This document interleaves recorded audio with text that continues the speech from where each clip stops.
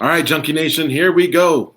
Gorgeous George and Goze talking to another MMA superstar. It's Louis Smolka fighting out of Irvine, California, and of course, originally from Hawaii. He fights this Saturday against Jose Quinonez. Got to check it out. What's up, Louis? How you doing? Good morning. Pretty good, man. I just woke up. Hey, how long do you Not get to bad. sleep on fight week? Are you able to get 10 hours and really, really rest up? Or do you wake up during the night thinking about the fight? How's that work? I'm a little hungry, so it's not the best sleep, but I try to get I set aside 9 hours to rest. Do you, in those 9 hours, do you lose a pound or two? Do you float a pound or two? Let's find out. Well, usually I have. I usually lose. Depending on what I started at with the water load and stuff, I'll lose a good amount of weight overnight. This one's at bantamweight, right? Is your Yes, sir. future at bantamweight? Because, I scrolled down about 5 fights or so, and I saw you fought in another organization for their vacant flyweight. So, what's your future hold when it comes to that? That fight was really hard to make weight. I did everything as best as I could, and I dried up in the sauna around 127, 126 and a half, and it took 90 minutes to get the last pound and a half out. It was horrible. I dried up. I only had sweat coming off my mustache and my wrists. It was really weird. And yeah, dude, I don't know if I can make that weight anymore. So going up to 35, I've put on a bunch of muscle, and now I'm even having a cut to make 35. So I can't see myself going back down. The ship sailed, huh? Yeah, I think so. Okay, let me cross that off. Flyweight or bantamweight. Just was wondering. That's all. No big deal. Hey, I wanted to tell you something, by the way. Just this is completely random. Has nothing to do with the fight. But like I say, I look at the records, what you've been up to. Instagram usually tells me a lot. I got to tell you, Louis, my favorite pictures on your Instagram, Last Samurai UFC, are just you with your family, bro. Those are the coolest. Like the Halloween, the Thanksgiving, you guys get all dressed up. Keep rocking those. That's my wife, dude. That's Yumi. She's my social media. She's my crack team of social media specialists. She has she really likes holidays and stuff. She wants my daughter to have something fun to remember. So she'll plan out our outfits weeks in advance, and come up with fun ideas and fun things for us to do on the holidays, just to try to make it special for our daughter. And I really like that, and she likes to share it. So it's been pretty fun, and my daughter really loves it. Yeah, but still, lose a little bit of the tough guy act. I looked at your smile, and you're loving it too. So don't pretend like it's just them two, and they're arm barring you. They're threatening to arm bar you to participate. Looks like you're having a blast in there too. You just look your happiest out of all the stuff that you're doing. If you're promoting a brand or just got out of training, nah, man, the smile's the best when you're with your family. Yeah, dude, I love my kid, bro. I love my family. I love my wife. It's the best. That's why we fight. It's for our families, to provide for them.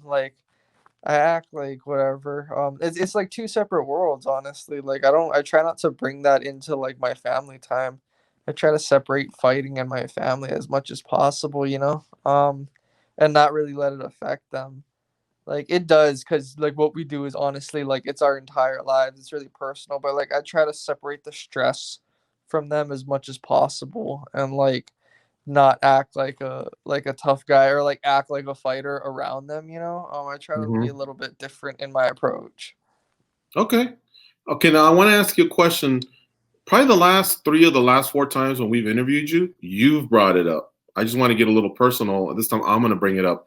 How's everything going on with your trying to control the vice of drinking? Have you still gone a certain amount of time without drinking, or are you still have you gotten back to it? How's that coming along? I started like I don't even know if this counts, but like I don't know if you guys found like hard kombucha. Um like the GTS ones, it's like 3%. Like I started drinking those. And I don't know, man. I get kind of like warm from it, so I don't even know if it counts. But like, I only have like one or two on the weekends, and I take an edible and I go to sleep. That's like my new like recovery ritual. Like I'll do like like two of the hard kombuchas and like a three like 2 3 gummies, 20 30 milligrams THC, and just pass out. That's my new dude. Bro, I wake up feeling so refreshed. All my little, or not all, but like a lot of like the aches, the pains that come with training. You have like lingering injuries and stuff. Like Yeah. I'll get a great sleep. I'll wake up and I'll stretch and I'll feel like a lot of it kind of release. Like I get those like releases they talk about during body work, and I feel Right. great, dude. Like I truly like feel like that's helping me like to preserve my body. Okay, I got to write this down. So it's how many gummies? Like 20 to 30 milligrams worth. 20 to 30 once a week, Yeah, around Fridays. all Yep. in one shot, huh? Right before you go to bed, or what time? I usually take it like maybe an hour to an hour and a half before bed.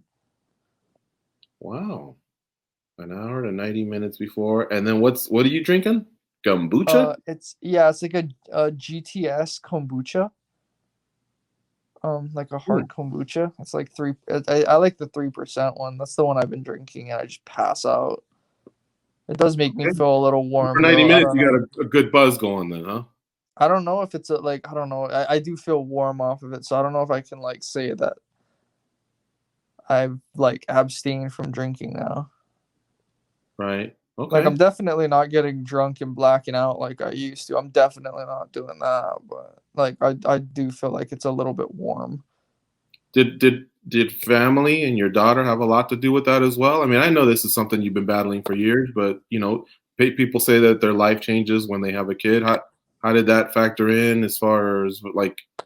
I mean, it's an everyday vice, like that battle's an everyday vice. Yeah, like to be honest, I didn't even think it was that bad like until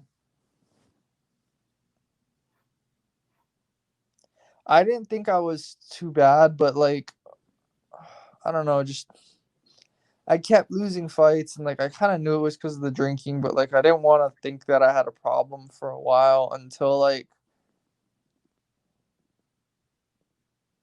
really until she made me move to move teams and stuff, and like I kind of was in like a new area, and Jason came home and stuff, and he was like, "What are you doing? How are you drunk on like 12 on a fucking Friday?" I'm like, "Dude, it's the off day." But yeah. All right, fair enough. I'll move off that. Um, Yeah, I don't know, dude.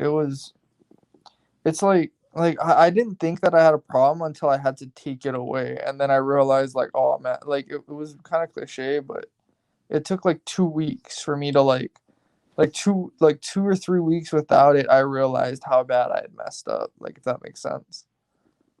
gotcha. Um, this fight with Jose Quinonez that you got coming up. I wanted to ask, geez, you're probably not gonna like me too much here. You're like, what the hell? I just woke up and this guy's asking me all these questions here. What I noticed obviously is, again, I'm going back in your record. The last two, those subs came quick. Do you train with Jiva Santana? Is he part of the team that works on sub defense, or how much are you working on that just so that you can at least get going in your fights? I mean, I'm sure every fighter hates every L just the same, but those ones that come so quick have to sting the most.